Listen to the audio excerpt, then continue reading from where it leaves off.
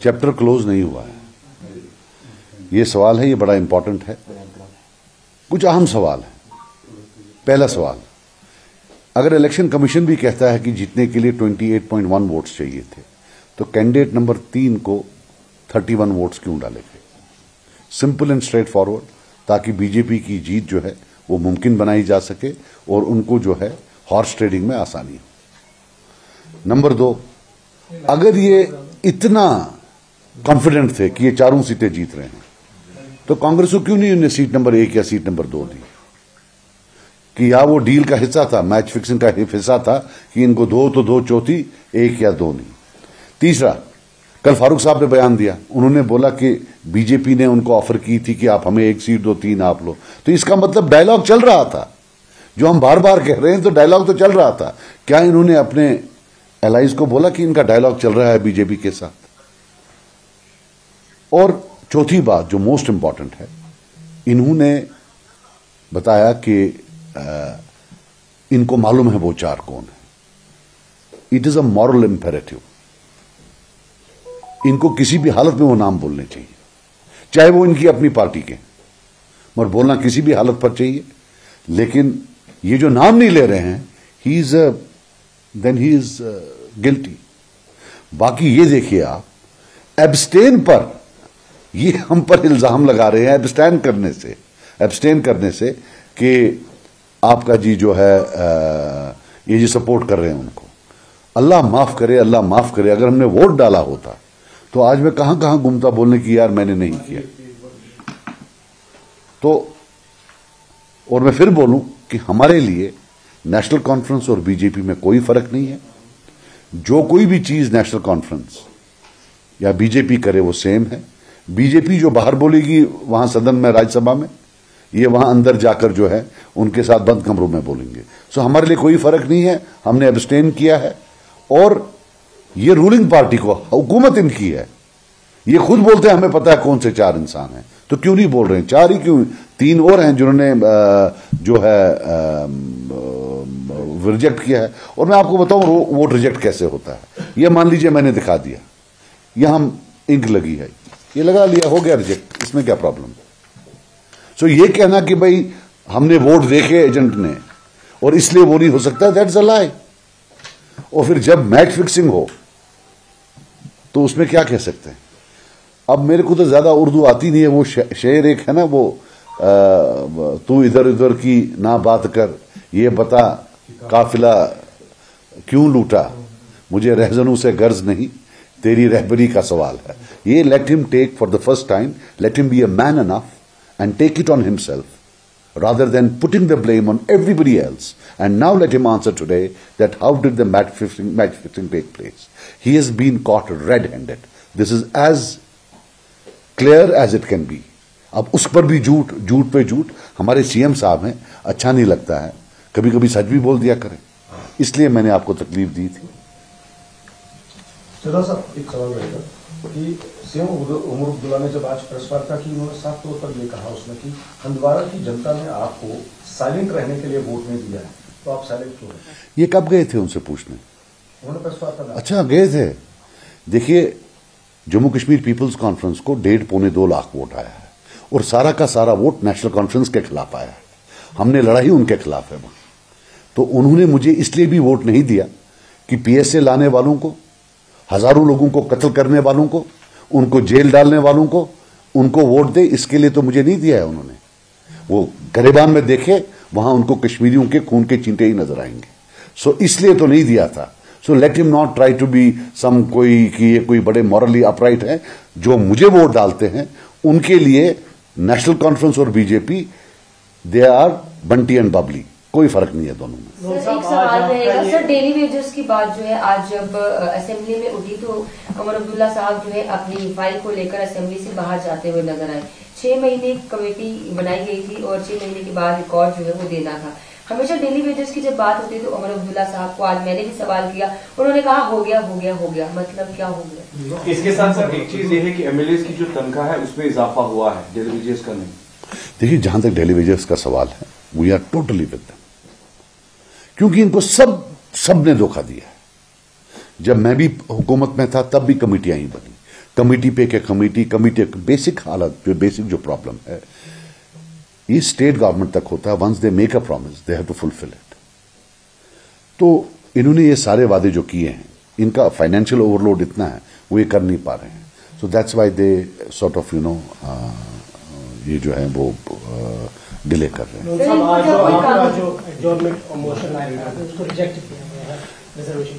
देखिए रिजर्वेशंस का मैं आपको बता दूं, मुझे नहीं समझ आ रही है ये क्यों इतना लाइटली ले रहे हैं रिजर्वेशंस को।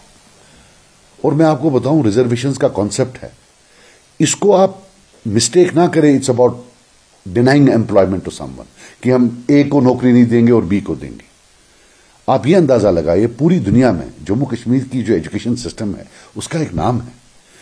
नामवर डॉक्टर यहां से गए हैं, इंजीनियर्स, लॉयर्स हमारे गए हैं सुप्रीम कोर्ट में। Some of our good lawyers they have पूरी दुनिया में अकाउंटेंट्स, डॉक्टर्स, नासा, कोई भी दुनिया के बड़े इंस्टीट्यूशंस आपको वहां जम्मू कश्मीर से कोई ना कोई मिलेगा। दिल पर हाथ रखकर कहिए अगर रिजर्वेशंस होती वो पहले ही आउट नहीं हुए होते सारे। आज it's not only about unemployment, it's also about कि क्वालिटेटिवली आप ह्यूमन रिसोर्स जो अगले 20 साल 30 साल के लिए होगा वो कैसा होगा। अल्लाह का लाख शुक्र है, अल्लाह नजरबद से बचाए, लेकिन आज तक कोई ब्रिज गिरा है यहां। We have great engineers. कोई ऐसा इंजीनियरिंग डिजास्टर हुआ है जो हिंदुस्तान के लगभग हर स्टेट में हुआ है। We have great engineers, great doctors. Covid में आवर डॉक्टर्स वर एग्जाम्पलरी। लेकिन विद दिस रिजर्वेशन, अब जो हमारे स्पीकर साहब हैं, मैं बड़ी इज्जत उनकी करता हूं and I have to tell you he is very bright, लेकिन वो अपनी इंटेलिजेंस यूज करते हैं स्टॉल करने में। वो हर एक चीज को बोलते हैं सब जुडिस है। हिंदुस्तान इतना बड़ा मुल्क है और कोर्ट जाना यहां के आम नागरिक का, आम सिटीजन का एक हॉबी है। वो कौन सा चीज है हिंदुस्तान में जो सब जुडिस नहीं है। और जब हम बोले, हमने डिस्कशन किया, we are not in direct जो जो जो जो उन्हें रूल बुक बताई उसमें डिटेल में तो नहीं बताया गया है। फिर तो आपको उसमें interpretation, is a matter of interpretation. हम तो डिस्कस करने जा रहे थे, हम थोड़ी कोई कोर्ट को बताने जा रहे थे कि आप ये न करिए, आप वो करिए। बट ये बेसिक बात यह है कि सरकार जो है वो रिजर्वेशन के मुद्दे पर बात नहीं करना चाहती, ना उनमें वो करेज है इसमें चेंजेस लाने के लिए। और ये लंबा है मामला। मैं आपको बताऊं, मैं देख रहा था, मैं इसमें रिसर्च कर रहा हूं, 32 या 33 अमेंडमेंट्स लाई हैं इन्होंने। ये एक टॉय बना था हमेशा। 2000 जो पहला जो तलवार लगी है वो 2005 में लगी है, जब शेड्यूल कास्ट और शेड्यूल ट्राइब को अलाउ किया डिस्ट्रिक्ट रिक्रूटमेंट में आने के लिए, कि अगर आप हैं भी नहीं वहां, आप बाहर से आइए। That defeated the purpose. फिर किस लिए डिस्ट्रिक्ट रिक्रूटमेंट है? फिर उसके बाद 2008 में, डेट्स मेरे पास शायद बराबर नहीं है, तब इन्होंने 2007 में शायद कंप्लीटली खत्म कर दिया। फिर नेशनल कॉन्फ्रेंस की सरकार आई, नेशनल कॉन्फ्रेंस कांग्रेस की, उन्होंने वापस लाया 2010 में, और शायद 2013 में फिर जो है उसको रिमूव कर दिया। तो चाहे नॉन गेस्टेड हो या गेस्टेड हो, पूरी तरह से ये जो एक पढ़ा लिखा नौजवान है ये आखिर जाएगा। So they have to, they can not run away from it. और जहां तक सेंट्रल गवर्नमेंट का है, हमारा कोई गिला ही नहीं है उनसे, वो तो चाहते ही हैं ये हो। ये तो हमारी अपनी सरकार है, लोगों ने चुनी हुई है। इससे ये था कि नहीं, ये जो है their tough decisions they will have to take.